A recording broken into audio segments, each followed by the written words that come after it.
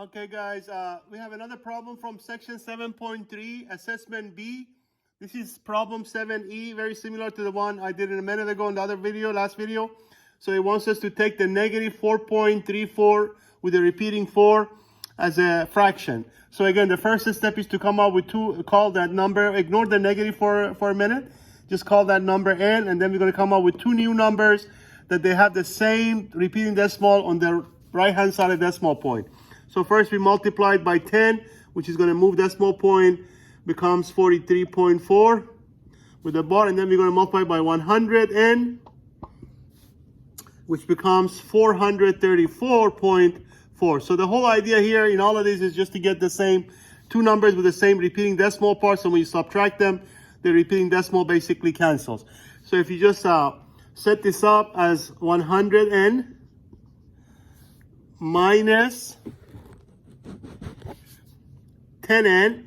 So on one hand, we subtract those, but then that means what? If you subtract this from this one, so the repeating 4 cancels, so all you get is 434 minus 43. So 100 minus 10 become 90n. Again, 434 minus 43, which becomes 391. And then we divide by 90 to solve for n. So let me take it upstairs. So now your n from here becomes 391 over 90. Again, don't forget we had a negative, so at the end the answer will be, of course, negative of 391 over 90. And this will be the result of negative 4.34 with a repeating decimal 4. Okay?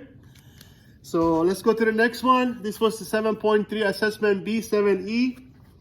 And so now we're going to the next one, which is from 7.4, assessment A.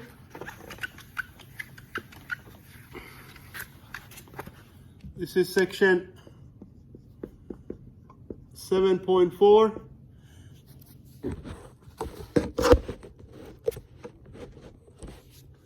Assessment A. And the problem is a 3C.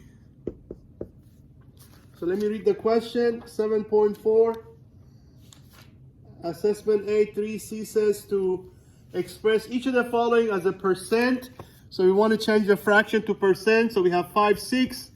So as you divide 5 by 6, of course, that becomes 0.8, 3, 3, 3, 3, and so on. Of course, it's going to continue. So now remember, to go from decimal to percent, you're going to move your decimal point 2 places to the right. So that's the same thing as 0.8, 3, 0.3.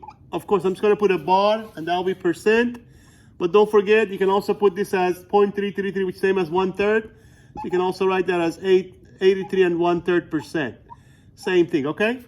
So 5, 6 is equivalent in percent to 83 and 1/3%.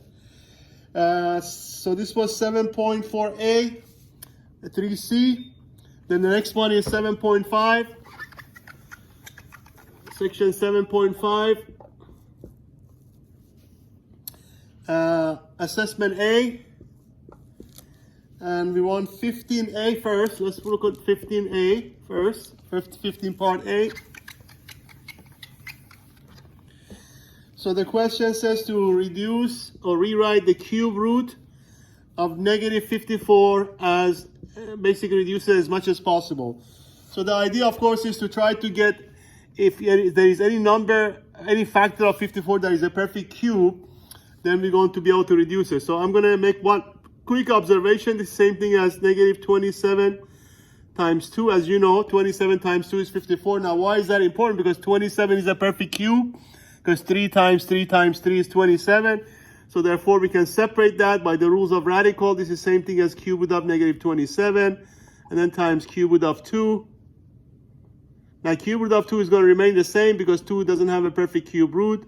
But this becomes negative 3, because negative 3 times negative 3 times negative 3 is negative 27. So that's what cube root of negative 27 is. And then you still have, of course, the cube root of 2. So that should be your final answer So that's how much you can reduce basically the cube root of negative 54 can be reduced to negative 3 times cube root of 2, okay? So the next one is 15C, same section, 7.8, 15C. So that's also very similar. Let me work that one for you also. So this is section 7.5A, 15C. So 15C is the same thing, except we have cube root of 250.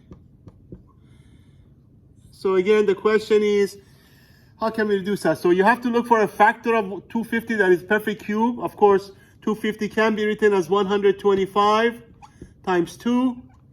But now 125 is a perfect cube because 5 times 5 times 5, 3 times is 125. So if you separate that to cube root of 125 times cube root of 2, by the rules of radical, we can do that.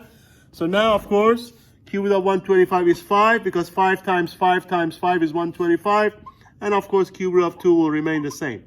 So that should be your final answer. 5 cube root of 2 should be the result or reduced form of basically